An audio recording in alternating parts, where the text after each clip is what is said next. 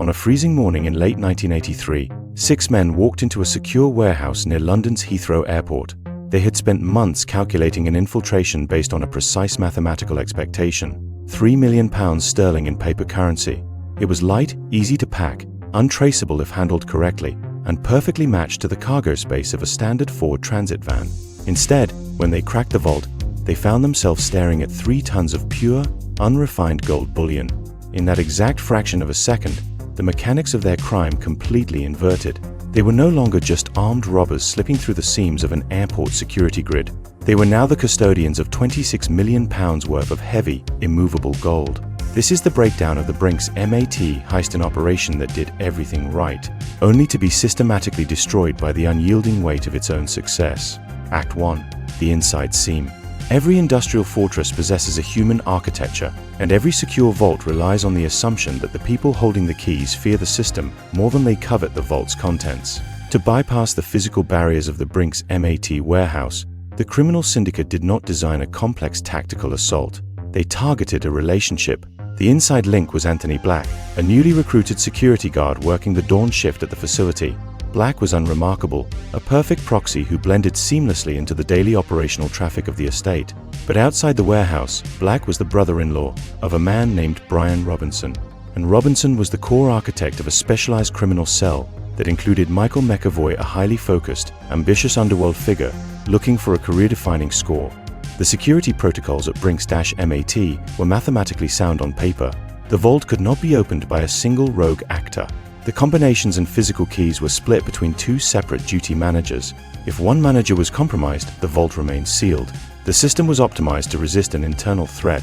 What it was completely unprepared for was a synchronized infiltration where the internal threat simply opened the perimeter hull from the inside, neutralizing the human safeguards before the alarm could even be activated. Act 2. 06:40 a.m. The infiltration.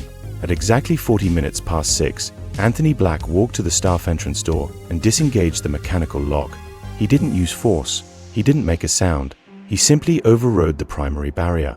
The 6 disguised proxies entered the facility with total spatial awareness. Because of Black's detailed operational briefings, they knew exactly where the shift personnel were positioned. Within 3 minutes, the entire security staff was neutralized without a single alarm being triggered to Scotland Yard. The guards were bound, blindfolded, and forced face down onto the concrete floor. But the robbers knew the clock was ticking against an automated check-in schedule. They needed the vault open immediately. The duty managers, adhering to their corporate training, initially refused to surrender the independent combination sequences. The robbers did not waste time with negotiations. They produced cans of commercial petrol, pouring the fuel directly over the uniforms of the captive guards. A match was struck. The threat was binary: surrender the sequence coordinates or be burned alive on the warehouse floor. Faced with an immediate, horrific death, the managers surrendered the codes and the physical keys. The heavy steel vault door rotated slowly on its hinges, sliding open to reveal a dimly lit interior chamber. The robbers moved into the vault expecting to find bags of paper banknotes. Instead, their flashlights cut through the darkness to reveal 68 interchangeable wooden crates. Inside those crates were 6,840 individual bars of solid gold bullion, alongside a substantial stash of uncut diamonds and cash. The gold belonged to the Johnson Matthey Bankers Limited Corporation, awaiting transit. The robbers had planned for a lightweight cash grab. They had just inherited a logistical crisis weighing exactly 3,200 kilograms. Act 3. The logistical nightmare of high-density metal. To understand the failure of the Brinks-Mat heist, one must understand the physics of wealth. Paper money is high volume but low mass. £3 million in cash can easily sit in the back of a standard commercial vehicle without altering its profile. Gold is the exact opposite. It is an element of extreme density. The total volume of the stolen gold was surprisingly small, roughly the size of a standard household dining table if stacked tightly. However, the total mass was 3.2 metric tons over 7,000 pounds. Given that the maximum payload of a 1983 Ford Transit van was approximately 1,200 kilograms, the robbers were operating at 2,000 kilograms above legal structural capacity. The criminal cell had brought a single standard getaway van as they loaded bar after bar of the solid bullion into the rear cargo bay. The physical limits of the vehicle were pushed to the absolute edge of catastrophic failure. The rear leaf springs flattened completely. The rubber tires pressed against the metal wheel arches. Had they tried to load the remaining diamonds and documentation, the rear axle would have shattered before leaving the industrial park. At 8:15 a.m., the overloaded van crawled away from Unit 7.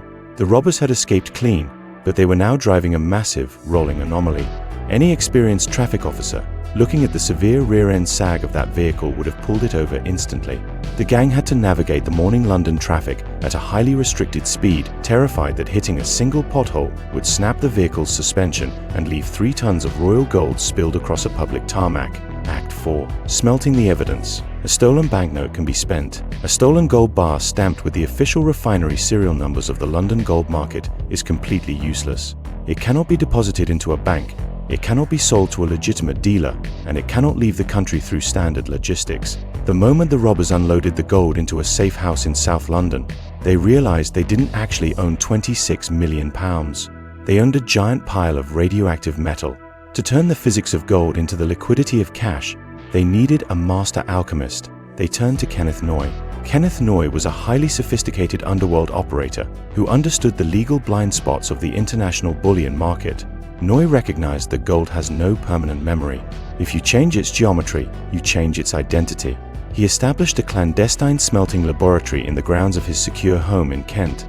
There, the pristine stamped Brinks-Mat bars were systematically melted down at temperatures exceeding 1000 degrees Celsius. But Noye did not just melt the gold, he altered its genetic signature.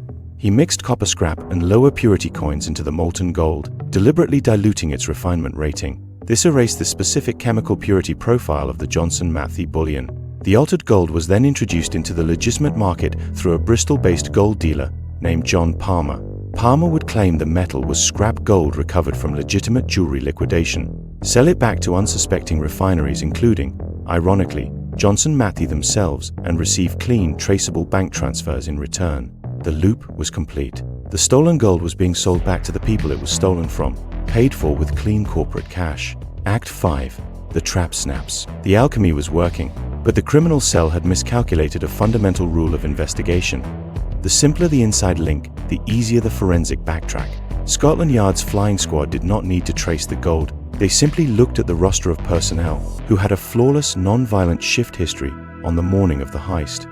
Detectives noticed that guard Anthony Black was cohabiting with the sister of Brian Robinson, a known high-tier criminal target.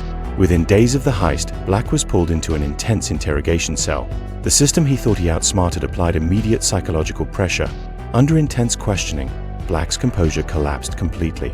He confessed to his internal role and handed over the names of the external tactical team, Brian Robinson and Michael McAvoy. The physical network was systematically dismantled. Michael and Brian were convicted and sentenced to 25 years in prison. Kenneth Noye was eventually tracked down, convicted for his laundering operations, and jailed. John Palmer was tried but acquitted after successfully arguing he did not know the gold was linked to the Heathrow heist.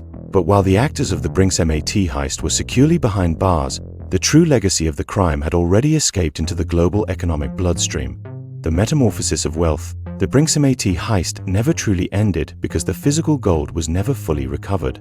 Out of the 3 tons of bullion stolen from Unit 7, more than half of it vanished completely into the global market. The laundered cash generated by Kenneth Noye and John Palmer did not sit in static bank vaults. It was funneled directly into the massive London property boom of the late 1980s. Financial analysts and underworld historians widely agree that a massive percentage of the high-rise real estate developments in specifically Canary Wharf was directly funded by the liquid capital generated from the melted Heathrow gold. The physical bars are gone, but their value remains cast in the concrete, glass, and steel of modern London's financial capital.